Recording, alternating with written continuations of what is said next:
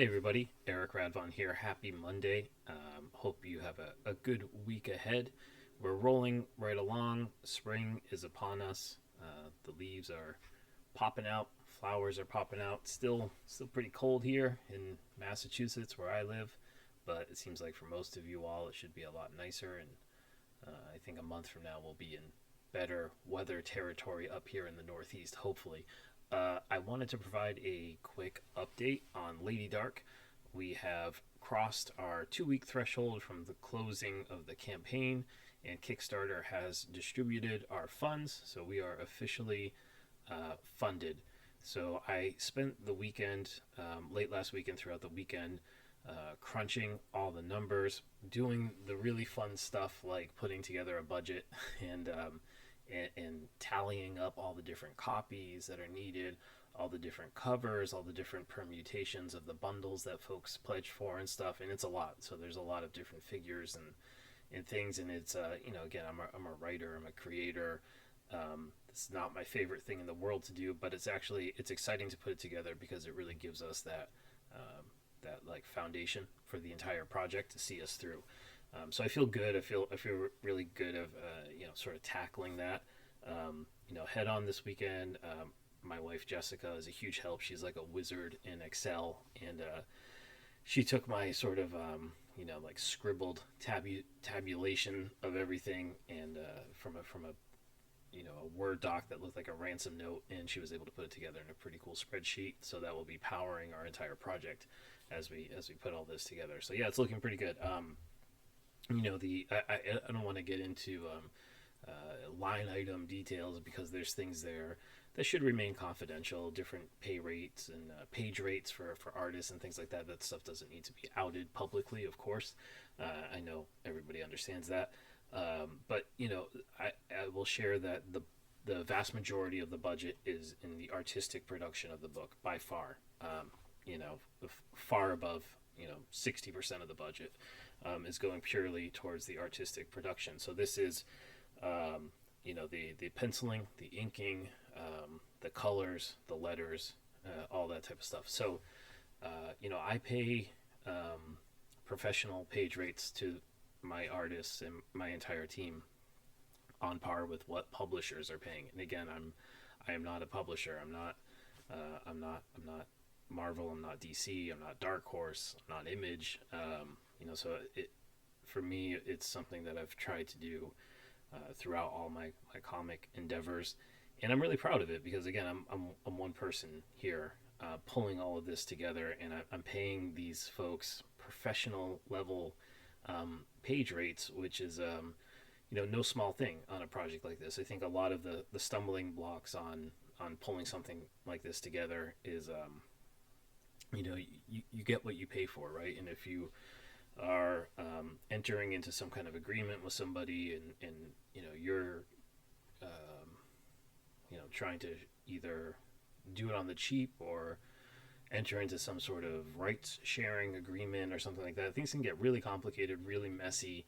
I would say subpar output results. So for me, in the comics that I've done, I've wanted them to be I wanted them to be comics that I would read, right? And I mean that not just story wise, but like as a comic book consumer, that I would want them to be something that I could see being in one of my boxes in my collection. So that's been my approach the entire time. I really take it to heart, the whole like make what you want to see, and I've done that.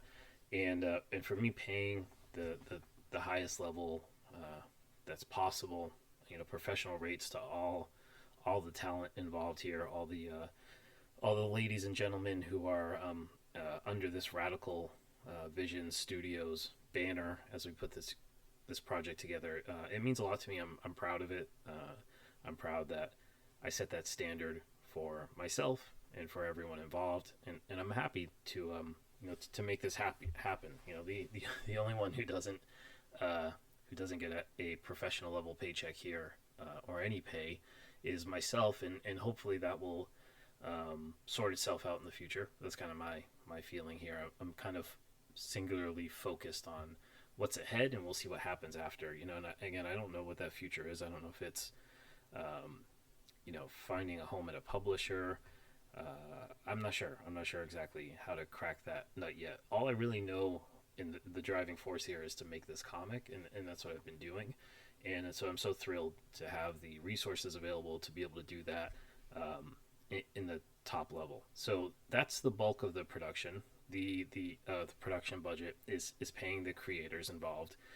The other major expense is printing the book, of course. So I can share with you all that we've landed on a final page count in LadyDarke issue number 1. Again, advertised as 21 pages.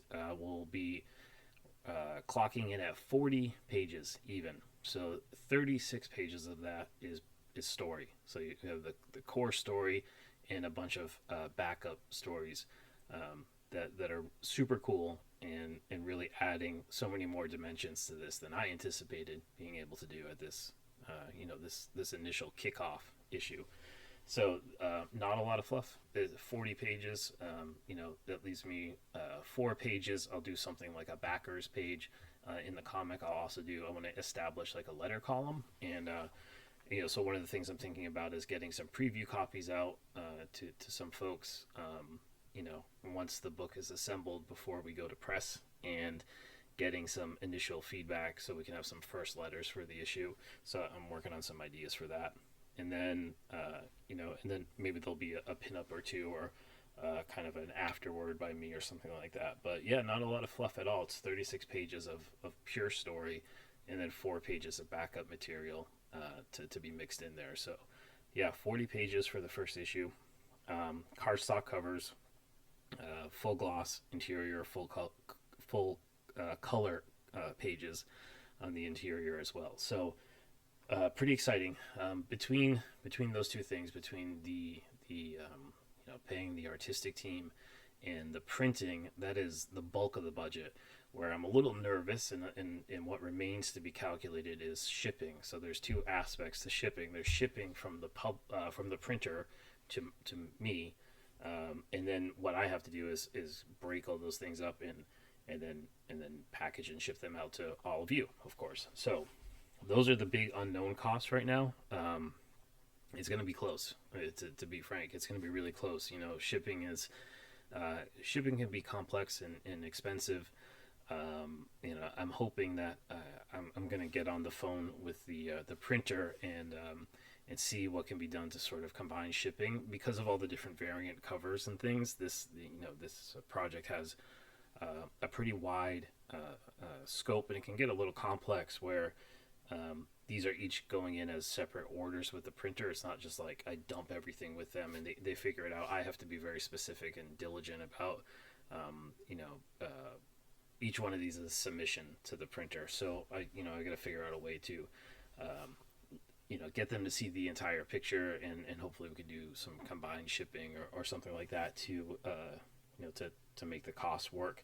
And then the other aspect is shipping it out to everybody here within the continental US. I'm not too worried. I haven't done a deep dive through the backer list yet, but I know there are a handful of international orders as well. That's where it can get a little complicated as well. So the different postal systems that are used throughout the world can be a little hit or miss. I think some integrate better with the U.S. mail system than others. Sometimes USPS, the United States Postal Service, has some pretty good international options available that are affordable for all parties involved. But then there's some nations where that doesn't line up as well. So I'll be exploring that. And so this is all, we have months and months and months to figure all this stuff out. So I'm not overly worried. I'm just being super transparent and sharing, the initial findings as we've gone through this weekend. We've put together our master budget spreadsheets and all that type of stuff. So this is the that's kind of the back end of the operation, right? That goes into it. I'm still what I like to do is create the world, write the world, all that type of stuff. There's a whole kind of business basically on the back end of it that involves printing and distribution, and it's a whole thing. But we've got a really good handle on it. So again, I've got the assistance of my wife Jessica, which is invaluable in just giving me the tools that I need to have quick visibility into the numbers and keep everything straight. So yeah, it's exciting progress. It was a weird lull after the end of the campaign until Kickstarter collects all the pledges, and as a first time Kickstarter project runner, I was a little bit nervous. I was getting antsy. You're just I was just super curious as to what the final tally would be. I heard a lot about backer attrition, people who drop out or like their debit card expires or whatever the case is. But we had very little of that. It was like less than half a dozen who pledged and didn't come through at the end. So that was pretty cool. So we got a pretty healthy amount, and my initial budgeting was done at a much lower amount. So hopefully we have some good cushion to absorb some of these shipping costs and things like that. So yeah, that's all the budgetary side.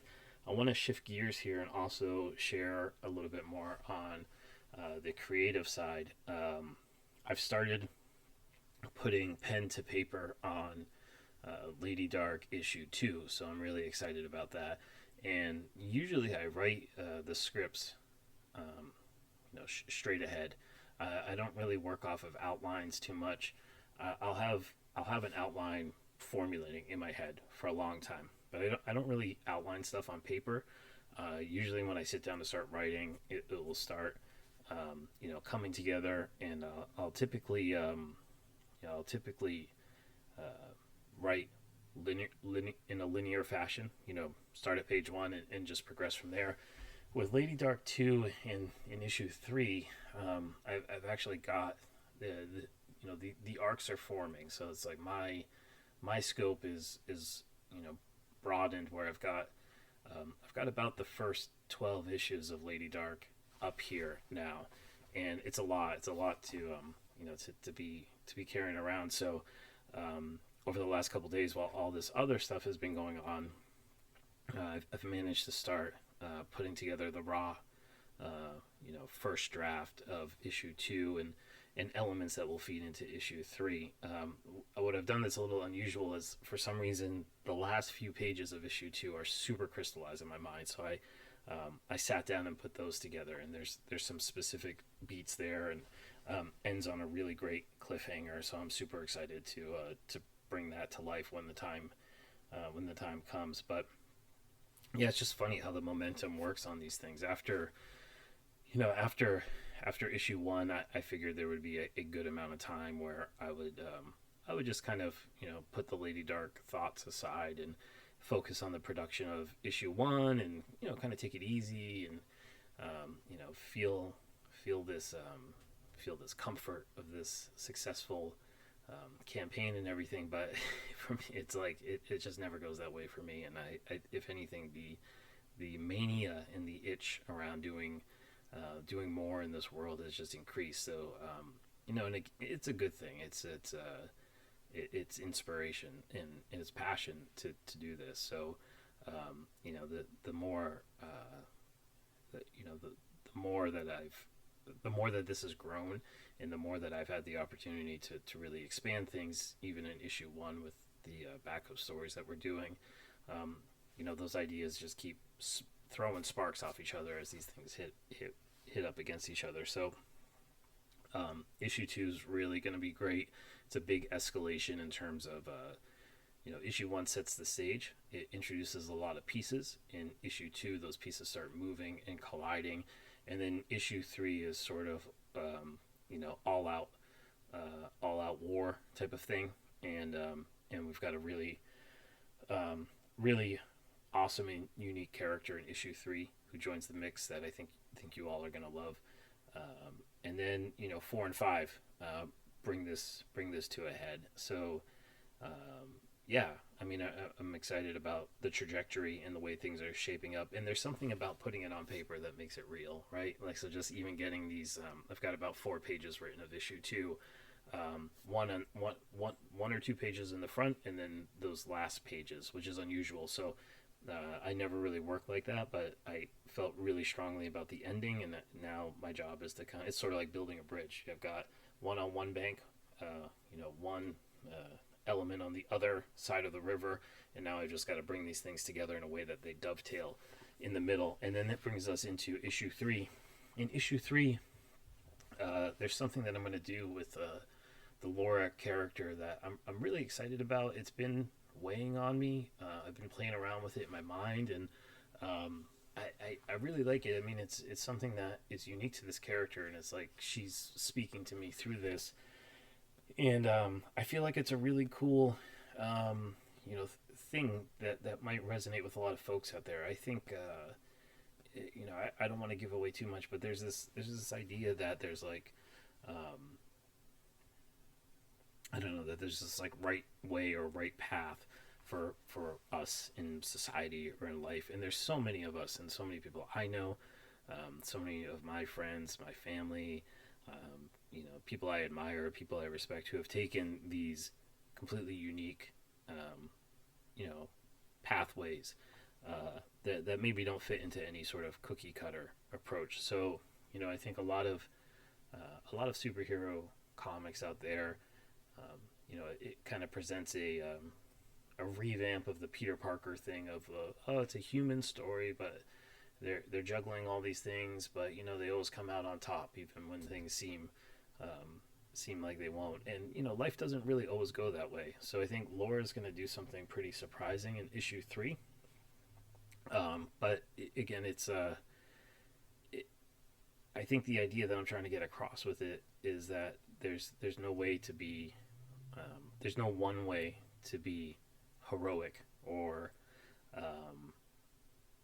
be successful, and really it's a unique trajectory for all of us, right? The path that you take is going to be unique to yourself, and so there's a lot going on there. But it's to me it's a weird element. It's an interesting aspect that's come up here kind of unexpectedly with this character, where I think it's going to really speak to anybody who's maybe felt a little bit like a misfit, or a little bit like outside the mainstream.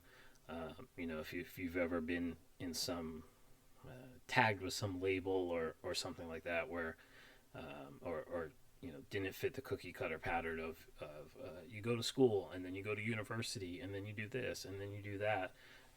It's all of that is highly relative, and I know in my own life and many of the people I know, it rarely works out in such a cookie cutter way, right? And so there's something that's working for issue 3 that I almost regret bringing it up because I'm being very coy about it here, but it's a very concrete, laser focused thing, and so I'm really excited about it because one, it's a super interesting aspect of Laura's character, and I think it'll have a lot of ramifications for her.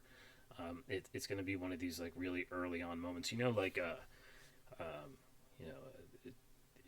I think it's just one of these things that's going to like really last. I think of the the kind of like Spider-Man setup where he does the wrestling, and then the whole thing with letting the criminal go and stuff, and the ramifications of it. It's not something like that, but the idea I'm saying is that this is something that's going to be part of Laura's story for a long time. It's a choice that she makes early on, and I think it kind of takes the typical hero, superhero, teenage superhero kind of thing, and it sort of twists it in a really unique way that I've never seen before. I've never seen what she's going to go through and the choices that she's going to make. I've never seen these portrayed in a comic book before, so or really in anything. So I think this is going to be cool. I think it's going to resonate with a lot of people in their own personal lives who've faced similar choices, and it's it's going to be an aspect of Laura's character that I've never. Again, I don't know of any superhero, in comics or otherwise that has really had this element highlighted within their life. So I'm excited to put that together. So cool things coming on the horizon with issue 2 and 3 and beyond. Where I'm talking issue 2 and 3, and we're not even we don't even have issue 1 in our hands yet, but that's the kind of energy that this has built up around this and the momentum that's going. So I'm already looking ahead into the future and sort of just chomping at the bit to kind of keep expanding this. So I'm really you all have put a lot of wind in my sails, and I'm super grateful for that and really appreciate it. On the more tactical side, just to revisit that, so we've got our budget carved out. There's a couple of variables that are unknown on the shipping side. I'll be working hard to get those numbers crystallized and everything else. I'll have some cool artwork to share with you all, both in interior pages, backup story pages, and some of our variant covers. I've got some layouts of the variant covers from a couple of the artists, and they're doing their finished line work now. So any day now or in the upcoming weeks, there'll be some super cool artwork to share there. Can't wait to share that with you all. The other thing is the backer reward surveys. I was investigating that system. Again, this is my first time doing Kickstarter, so apologies, I'm not an expert in this stuff. I didn't know if I was able to do multiple reward surveys. It turns out I can only do one. So I can only send one survey out one time through their system to gather all the information I need. So considering that our publication date is aiming to be like December 2021, we've got some time. I'm probably not going to send those out for a while. For the vast majority of you, pretty much everybody, all I really need is your shipping address to deliver it. So, a lot can happen between now and December. So if you move and stuff, I don't want to send it prematurely. So I'm going to hold off on sending those out because again, it's one shot, and really that's my primary platform for managing all the logistics here. So don't panic if you don't see. If you're not seeing those reward surveys, it's not going to happen for some time. It'll probably go out.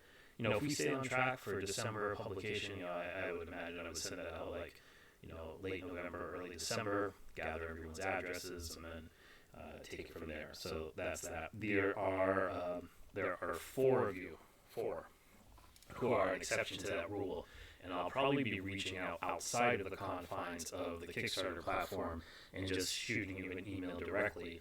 These are the 4 backers. It's 2 of our Founders Edition and 2 of our LadyDarke Forever pledge tiers. So our super special, ultra VIP backer tiers that these people will actually be drawn into the comic book. So I need to get some images and photos for my artists to reference. So I will be in contact within the next couple of weeks to gather that. And I'm going to just do that directly through email because, again, the backer reward thing is like a one and done type of thing, so I'm reserving that to when we get closer to shipping, just to keep everything streamlined there. So that's about it for this update. Again, we are full speed ahead. I have signed agreements for our backup artists, so we've got these wonderful dynamic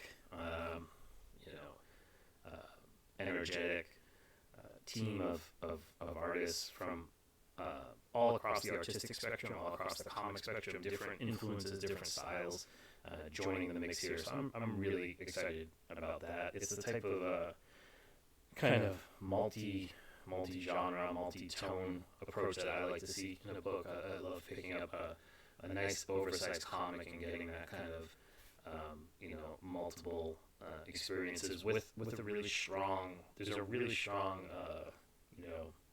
continuity thread uniting it all. So it's not just random stuff. It's it all feels very much from the same universe, and it's coming from me. It's coming from a singular story voice, but the range of time periods, looks, feel, the art that you're going to see captured.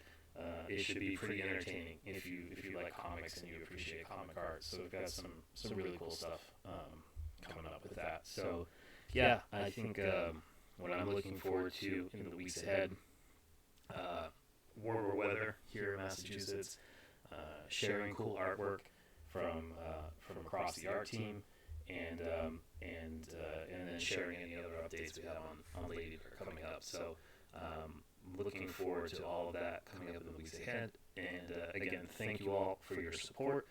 If you have any questions or comments, you can hit me up either through Kickstarter. You can visit my website, radvon.com, and you can find me on Twitter @radvon. And I'd be happy to interact with you all there and share any info I can. Until then, stay safe and stay healthy, and we will talk soon. Take care. Bye.